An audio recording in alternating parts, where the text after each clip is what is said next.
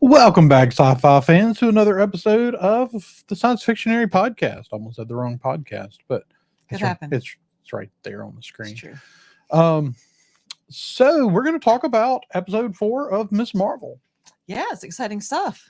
Yeah, so we're going to do this a little different. A lot of times we've watched it 2 or 3 times by the time we talk about it, but sometimes we're a little late getting it out. So, so if you haven't watched yet, this is going to be spoiler filled. I know this is early for a spoiler review, but it's not like we're the only ones out there doing it. But we're going to warn you. Spoiler alert. If you don't want to be spoiled, turn back now.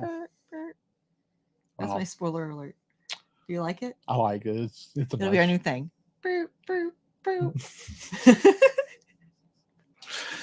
All right. So helpful. So helpful. So we'll say thank you to Chantel for dropping in briefly, even though she can't watch because she's at work. And I'm assuming most people won't be able to watch it live at this point with us springing a brand new time and in the middle of the day. Yeah, in the middle of the day and everything. But most people are still like, we're a new YouTube channel. Most people are watching our stuff well after we originally air it. So I mean, we'll miss you in the chat, but hopefully eventually we'll be able to get more people in the chat, and then we can start working around times that kind of maximize that. But right now it's really not even a factor. So no, it's a good long-term plan. Yeah. But it is more fun when y'all are in the chat. It's true. So again, going into this, only having seen it once, but we just watched it. Yeah, like camera's doing some weird things today. You're doing some weird things today. So overall, what did you think of the episode? I enjoyed it. We got to go to Pakistan, in which we kind of knew we were doing right after the last episode. Although I kind of wondered if we wouldn't spend an episode getting there. Now, because they easily could have done that. Now, I'm kind of glad they didn't spend a whole episode of her convincing her mother that they needed to go to Pakistan. I'm fine with the fact that they skipped that. Everybody would have screamed filler episode had they done that. This keeps the story moving forward, and with a limited number of episodes, I actually really appreciate that they just basically, did it and said, hey, we're going. And it wasn't hard to convince her mother to go see her own mother. Right. Because they haven't seen each other in a really long time, which they had established in prior episodes. Right. It's one of those things, though, thinking about it logistically, like international travel is expensive. I know people who have come here from India who haven't been back. It's not one of those things that you're just like, hey, we're going to hop on over. So clearly Nani is selling how important this is, that the parents are willing to drop the amount of money that it takes to just get on a plane tomorrow and fly, to Pakistan. That's a significant gesture. I think that clearly they're taking at least something seriously. Yeah. So, I mean, I do feel like this episode, I really enjoyed it. I like a lot of stuff. It's got maybe definitely the best action we've had so far. And of course, the actor we're going to talk about in a minute, or 2 actors really played a huge role in elevating the action sequences in this one, because and I also appreciate they haven't just made her some sort of invincible fighting machine just right off the bat. Like, she's got to grow into this role. Right. And I appreciate that, like, that we didn't just give her all the power on day one and turn her loose. Because that happens a lot. Yeah. Yeah. Or even like, and we have a training montage, and now he's right. But even we got a training montage with her, but she's still a kid that's still got to learn how to handle her abilities. So I do feel like there was a vast improvement in the action sequences. The action sequence in episode 3 at the wedding is okay, but it's still mostly simple. Like it's still mostly a defensive thing for her of just Mhm. surviving until Bruno gets hurt, and then she's willing to throw some punches. Right. Um, I do feel like removing Bruno and Nakia and her dad from the equation somewhat hurt kind of the charm that has been there with previous episodes. It changes the dynamic a lot. I think it was fine. I think she still does a great job. Iman Vellani is doing an excellent job in this role. Mhm. But like it's the overall cast that really kind of created this charm. They had lots of chemistry going on. Yeah. So I think that was missed a little bit. Yeah. But we had to take her out and go tell this other part of the story at some point. Right. Poor Bruno. Like, he's just crushing so hard. And he's just like liable to get replaced on lots of different fronts. So yeah, it's going to be interesting. I like a lot of stuff that they set up in this episode. Even though it's mostly running. And we got done and the 8-year-old looked at me and says, they ran a lot in this episode. Mm-hmm. Because like once the action starts, it just kind of continues through the rest of the episode. Right. I think they did a really good job with packing a lot into an episode and not kind of losing focus on the bigger picture. That would have been easy to do, and going and trying to show off Karachi and do some of these other things that are going on. But we didn't spend a whole bunch of time with the cousins. It was kind of like, here are the cousins. You're supposed to be with them, but you're not. And then we sort of went and did our own thing. Right. So what were some of your favorite things in the episode? I enjoyed the action sequences. Actually, historically, I'm not one who goes into things for fight sequences, but these were really enjoyable. These were really well done. And from the beginning, Kamala and Kareem have a fun dynamic going on. They kind of have an interesting. They kind of have it's almost like a Spider-Man, kind of thing going on. Like, where'd you learn that? Ninja Turtles, kind of go back and forth. Yeah, there's some good back and forth between them. And I know when they do during that sequence, I know there are some Bollywood references, and you'll just have to forgive me. I've seen that there are Bollywood references in there, but not familiar with them. So, yeah. I do think it's interesting that they're doing that there are apparently a lot of Bollywood references kind of hidden, tucked away in this show, which are obviously meant for a limited segment of the MCU fandom. But I still think it's neat that they hid them. Yeah, I don't even know that they're as much hiding as they're just not noticeable if you don't know to look for them. Right. But I mean, if you get things like, if we ever do get anything else set in, like if we ever do a Gambit series, like, and we go to New Orleans and do a Gambit series, like there's going to be certain little things that I'm going to want them to kind of show off, even if they're only for some of us. Right. Well, I kind of felt that way a little bit with they did that with Falcon and Winter Soldier, because it was like some of it was like, you wouldn't necessarily catch these things if you didn't come from South Louisiana. Hey Kelly, thanks for popping in. I know we're at a weird time today, so appreciate you stopping in for a minute, or however long you're able to stay. So I really appreciate that they're hiding those cultural things in there, because like I said, if they did a series in New Orleans, I'd like to see bits and pieces of that culture, of our culture, blended in there, and even if only we understand it. Exactly. Yeah. Which is kind of one of the fun things about this show. And I feel like the MCU's kind of been amping that up a little bit here lately with just kind of cultural references that aren't just New York. Right. And I appreciate that. And I think that doing series makes it easier to do that when you Yeah. have a little more space to breathe than a movie. I understand why when you've got 2.5 hours to tell the whole story, Mm-hmm. why you may not spend a lot of time dedicated to little details that are inconsequential to the story. But when you've got a little more room to breathe, like when you've got, 5-6 hours of material, Right. you have a little more room to do that. And so I think that's actually one of the beneficial things about doing TV. Right. Yeah. You can give your subcultures a little more love. Yeah.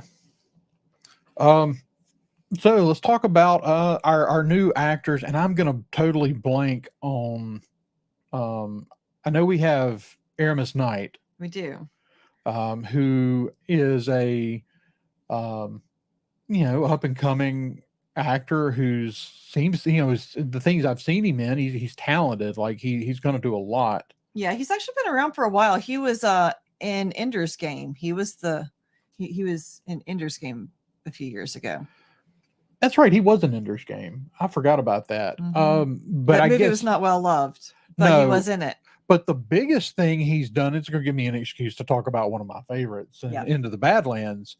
Now, granted, he might not have been but he was a kid, like he was young. Like he might not have been the best thing about Into the Badlands, but Into the Badlands is one of the best kind of sci-fi fantasy Dystopian futures. dystopian epics that's been done in a while. I mean, they really created a really, really cool world. Absolutely. And if you like martial arts stuff, it's very Crouching Tiger, Hidden Dragon. They brought in a lot of actors, and they were serious about it to the point where, I mean, Marisha was reading a little while ago. I mean, they sent these actors to how many weeks of 7 weeks. 7 weeks of like a martial hours a arts day. intensive to get them ready for that show. And it shows. I mean, with Aramis Knight, I mean, he, obviously you bring him in because he can do most of his own stunts, if not all of his own stunts. Yeah. I mean, even Into the Badlands, he was doing like 70% of his own stunts. So that's significant. So the other actor is Farhan Akhtar, who plays, I don't remember his Kareem. name. Kareem. So he's Mm-mm. kind of no Kareem is Kareem is Aramis Knight, right. Let's see what's the Red Dagger. So the head of the Red Daggers that we meet Waleed here is is his name. Waleed. That's right. Yeah. So Waleed is this is a big name Bollywood actor who I'm totally unfamiliar with. Because this is his first thing he's done, like on this side of the pond. Right. So I thought that was, I mean, he did a great job. And him and Aramis Knight both went a long ways to really elevate the action sequences in this episode. What did you think about those characters being introduced? Oh, I was really, spoiler alert. It's all spoilers. I know, but like this is particularly spoilery for the end of the episode.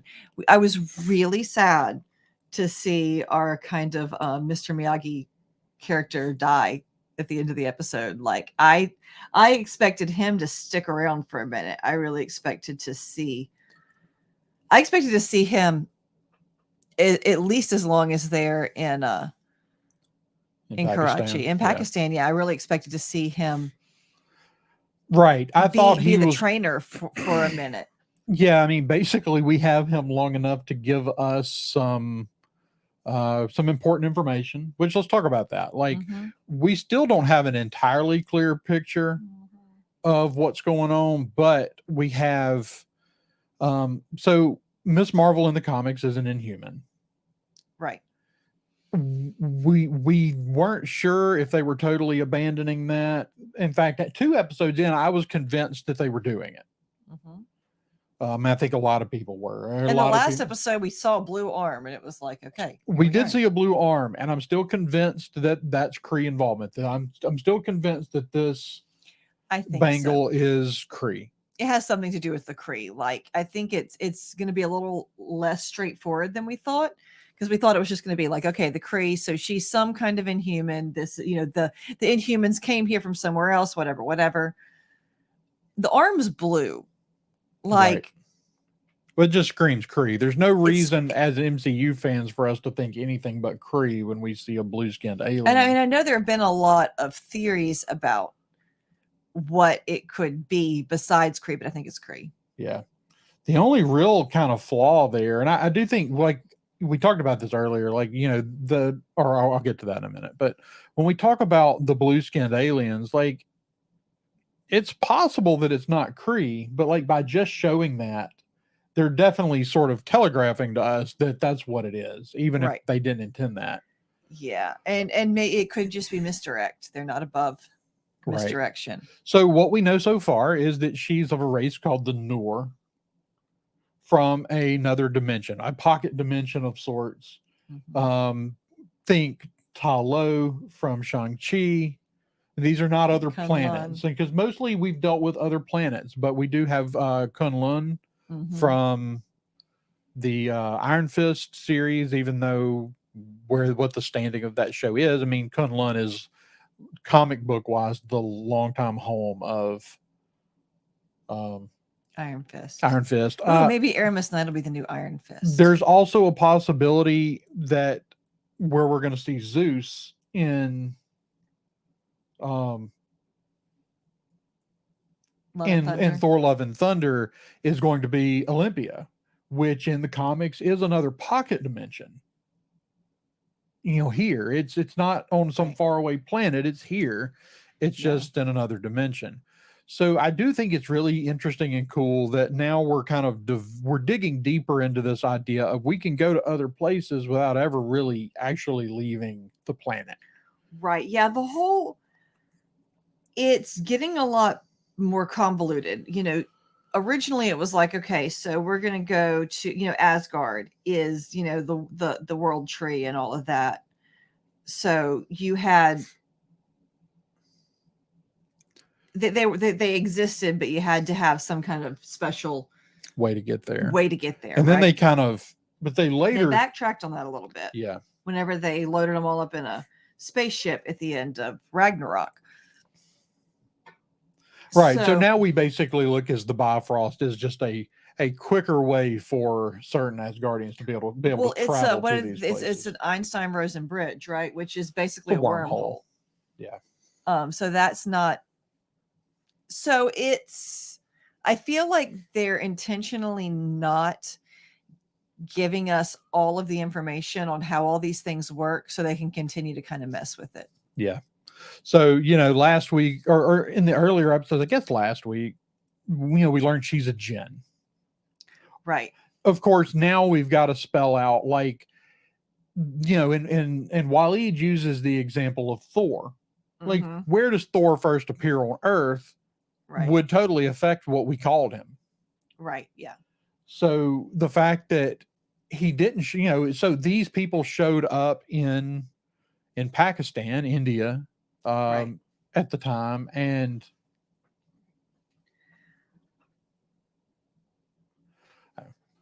so basically he plays into their existing mythology. So basically these people show up about 100 years ago, and because they have this existing mythology, they say, oh, they're jinn. Right. Not the other way around. They're not, so we have this idea, are they jinn?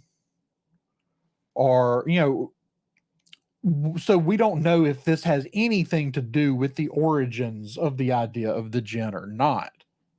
I do think it's interesting that they chose to play with it this way. And Karachi in the 60s and 70s was known as the City of Light. Mm-hmm. So, this whole other dimension is a dimension of light. Mm-hmm. So I think that's interesting that Karachi is kind of the gateway. They're doing some really interesting things with how they intertwine our world and this fantasy world. And I feel like we probably should watch Shang-Chi again before the next episode comes out, because I feel like of all the things we've seen so far, that's the one that's going to have the most connection. Right. So that scene when she first puts on the bangle, though, and she kind of travels through this other world. Maybe thing. We thought it was actually because of what we just got in Moon Knight. We assumed that it was some sort of ancestral plane Mhm. or something along those lines. Right. Like the Duat in It was some kind of afterlife or right. ancestral. Yeah. And now I think she literally saw the Noor dimension. Mm-hmm. So I think they've done a lot of things. They're kind of throwing a lot of curveballs at us and slowly building this story of what she is. Yeah, I think so. And we were discussing this earlier. It seems like a viable theory that the original inspiration for the Jinn legend were the Kree, right? I mean, that definitely seems like where they're going. I do think that there's a good possibility that the Jinn legends are going to originate with the Kree. The only thing that throws me off there is on the floor of the temple where they find the bangle and the blue skinned alien. Let's not forget, though, I guess, that some of the Hindi gods are blue skinned as well. I think Shiva's blue skinned.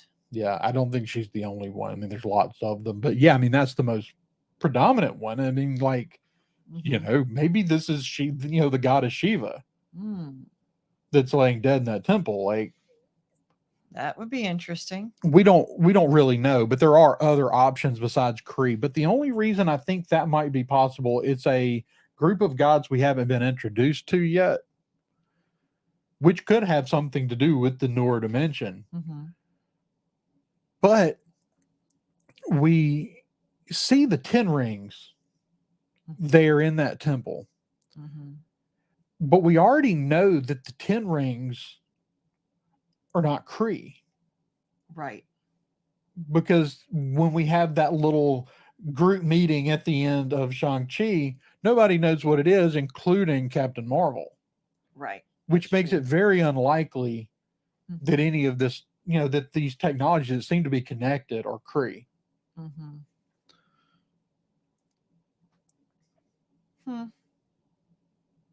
So I think they've totally moved away from the whole Inhuman thing. And by doing that, they've moved away from the Kree, but we still don't know who this person is. Either that or we're not seeing these Noor, the ones that actually came from the other dimension, in their like actual form.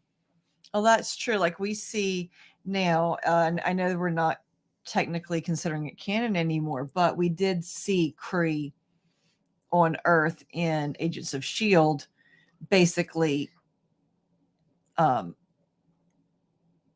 masking their blue skin, with some sort of, right. I don't remember what they were using, oxygen or something. They're in a hospital. So they're using some kind of chemical to blend in. Right.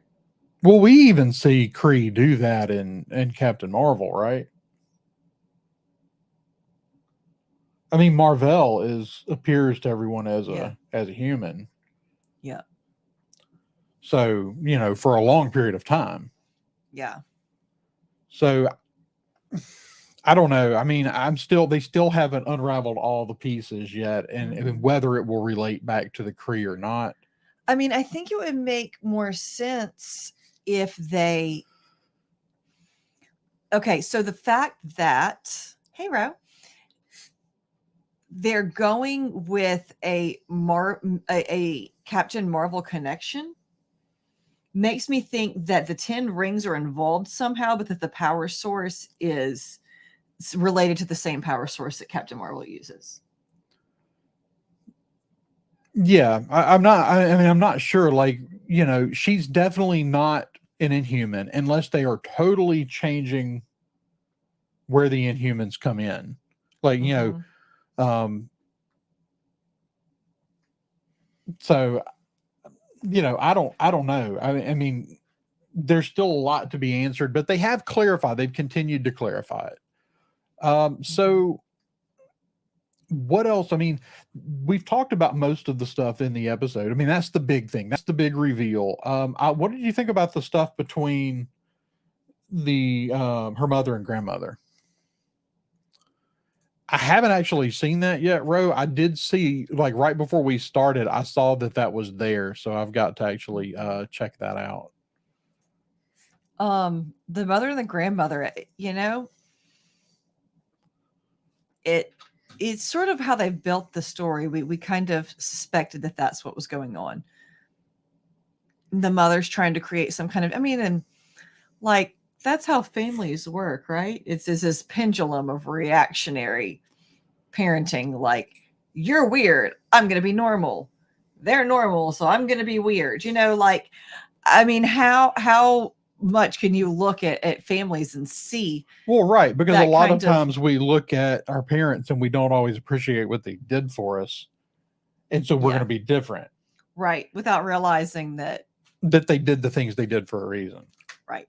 And imperfectly, usually. Yeah. They did the things imperfectly, but they weren't 100% wrong. I did like the relationship. I'm still curious exactly, like, I'm assuming we will learn more about what exactly was done as far as what exactly her mother did, the grandmother did. Mm-hmm. Because Kamala's mother feels very much like her mother was not there for her as a kid, that she was more obsessed with this fantasy. Mm-hmm.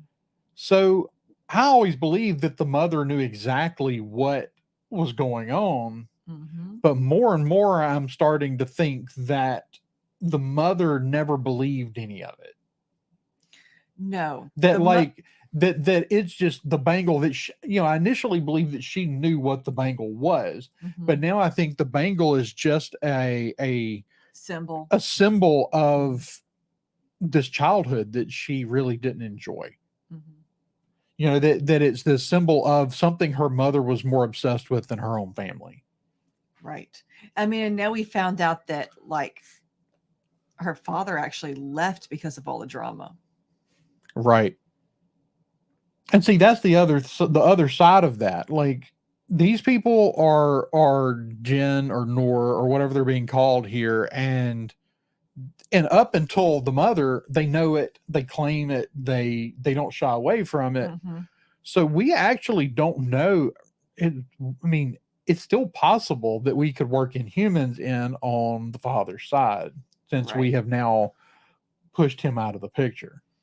Well, and that's another interesting thing. Like, you can't forget that, there's so we've got the great grandmother.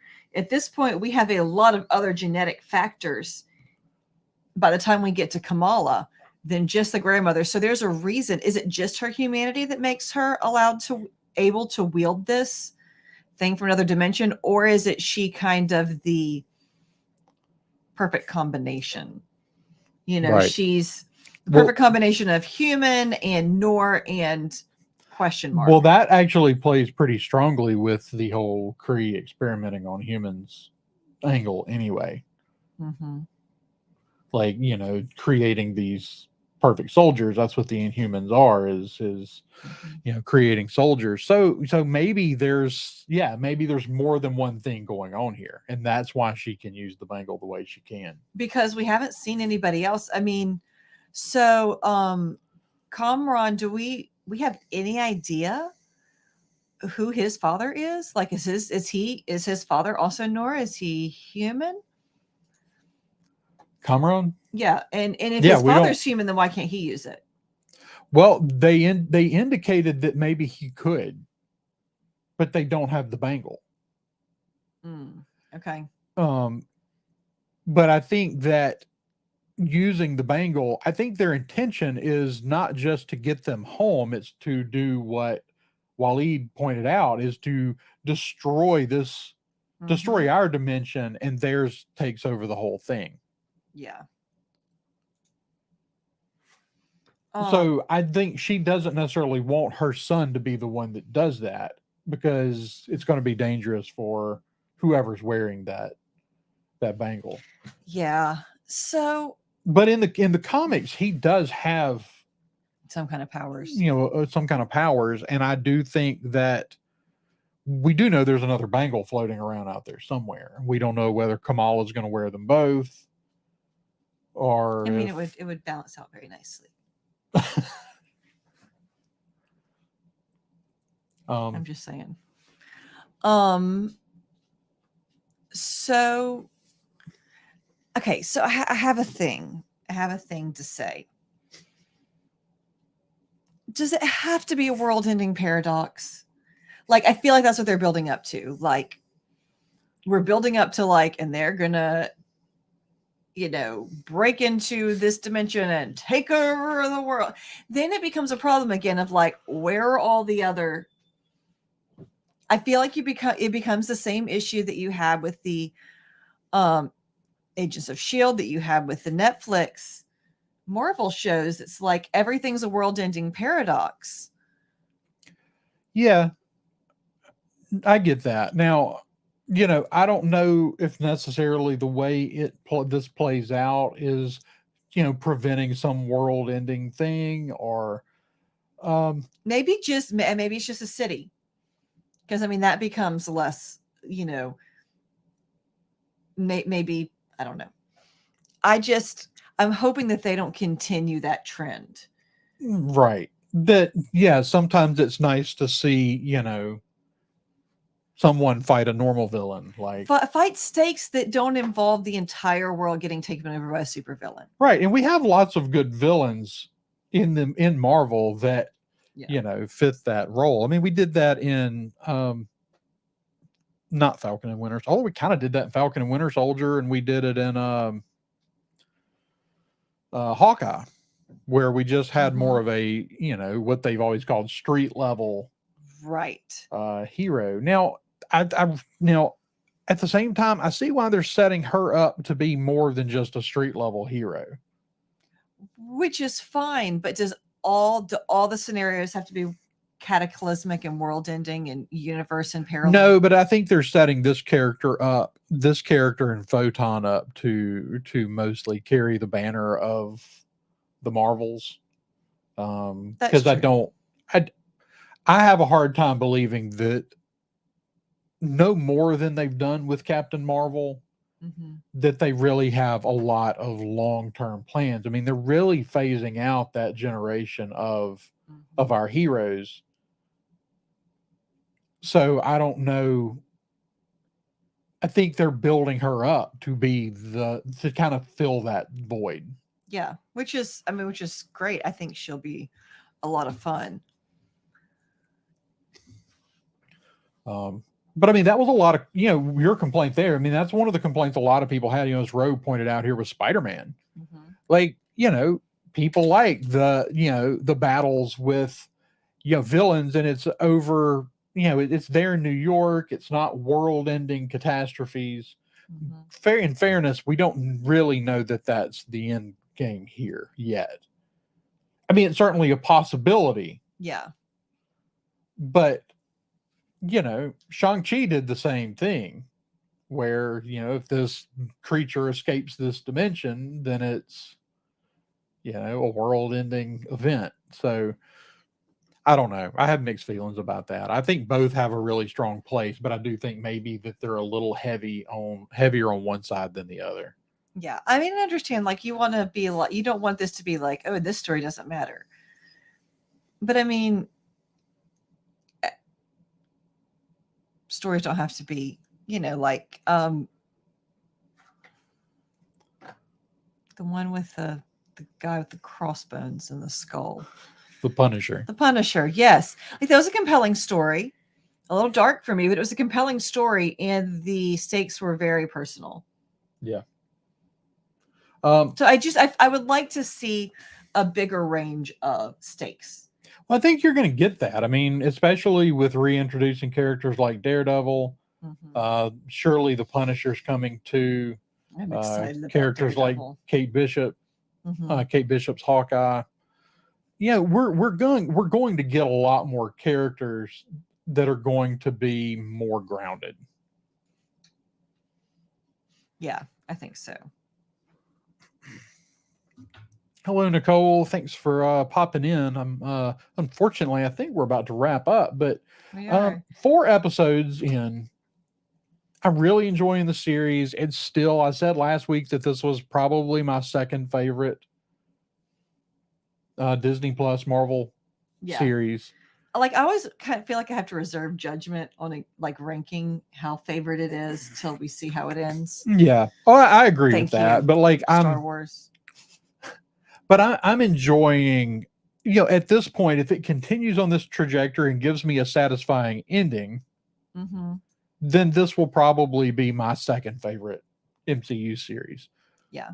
Because I'm just a little more like I've liked all the series, but I've always felt like Hawkeye told the best story, start to finish. Like, no, there's just not weak spots in the story making there.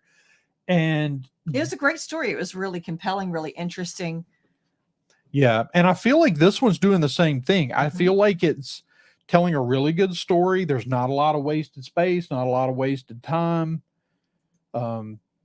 That the characters are interesting and compelling. The family dynamic in this one is really compelling. But you haven't seen a whole lot of that. No, dynamics going on. No. Really, Falcon and Winter Soldier was the last time we did. We did some family dynamics in Hawkeye. Yeah, a little different, but yeah. So, and again, that's the thing that I think there's more time to play with in TV series than in movies. But at this point, still my favorite series. I will say, despite the fact this one has the best action by far, it's not my favorite episode. I think this was one of the weaker episodes. I feel like there's less there's a lot of good showy stuff, but there's like less meat on the bone other than that one conversation with Waleed. Yeah, I think that's fair. But it's not a bad great episode. Exposition sequence though. Oh yeah, like sometimes exposition sequences it was exposition. Like, yeah, exposition done right. This show has actually done really well because they've given us a fair amount of exposition, but they've done a good job not making it just like way too much tell and no show. Yep.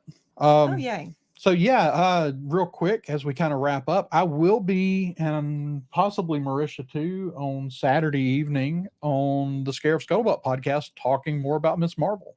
Yeah, that'll be fun. So depends on if I can drag the kids away from your grandmother's house for 4th of July. We will. Everybody's going to be exhausted by then. True. But I really enjoyed I really did, even though I'm saying it's not my favorite episode. I just think there were a couple of the episodes that were more compelling than this one. And like I said at the beginning of this, because I know not everybody was here, I enjoyed I feel like a little bit of the charm was lost without the other friends and without the dad. Yeah. Yeah, I think so. So I do wonder. So here's another kind of question I've got, because I keep coming up with things to throw out. Do we think that we're just going to see Kareem get left when she goes back to this? Do you think he comes? I think this is his origin in the MCU. I don't think he comes. He could, but I think that they might be setting. I don't think they went and got Aramis Knight for no reason. Yeah, no, I don't think so. And I like that we're kind of setting up these little underworld groups. We haven't done a lot of that outside of, the Marvel. I mean, the Netflix Marvel stuff did a lot of that just because that's what those stories are about. But I like that we can build these little groups, around the world that are there. We know they're there, and if you're in these places, you can involve them. Right. Well, and that's a very believable thing, that you've got lots of kind of little grassroots militia groups all over the world, that are kind of rocking. Just sit here and keep you company today, Ray. Yes. But yes, Kelly, lots of stuff back there, and it is an absolute mess that I've got to figure out how to get under control. It's true. Well, because there's always a holiday, and it's like, oh, here's a random trinket Daddy would like. Why don't we get this for him for Father's Day, birthday, Christmas, whatever the occasion happens to be. Daddy always likes nerd trinkets, but Daddy's out of nerd trinket space. Alas. All right. So did you have anything else about Miss Marvel before we wrap up? I don't think so. Okay, so what do you think we're going to do with Aramis Knight long term? You think he's going to just be somebody we know about? You think? I mean, he's the Red Dagger currently. Does he? He's the Red Dagger. I think that we could involve him further in her story down the road. Mm-hmm. But I also think that there's a chance with knowing that we're fixing to do sooner rather than later Young Avengers. Mm-hmm. That he's another person that can come in and fill a role. Yeah. They've got quite a roster going at this point. Yeah. Of potential Young Avengers. And we keep thinking, all right, this is it. This is when they're going to do the thing, but they still haven't done the thing. It's like I said before, it's like the X-Men. Like every time it's like, all right, this is whenever we see this is when we see the Young Avengers. This is when they see the X-Men. Eventually somebody's got to be right. Yeah, no, I mean, well, that's the thing, and you're not going to love this, but you need a cataclysmic event to bring the Young Avengers together. Cataclysmic event. True. Oh no, just the one. Just saying. See, yeah, Nicole, I'm still confused. I think the mom knows the story, and doesn't fully believe it. But I think she knows the whole story. But she thinks that it's some fantasy in her mother's head. Mm-hmm. Yeah. And everybody else thinks it's a cute story, about the Star Bridge but she doesn't, this has been the obsession. And, parents with obsessions can be difficult. Yeah. So yeah, it's going to be interesting to see where they go. How many episodes are there? Are there 8? There's got to be 8 episodes. No way we're wrapping this up in 2 more, right? I have no idea. That's an excellent question. I really thought it was 6. I really thought 6. It is 6. Yep. So yeah, they're going to have to do a lot in these next 2 episodes. So do you think we spend another episode in Karachi, or you think we go back to New York?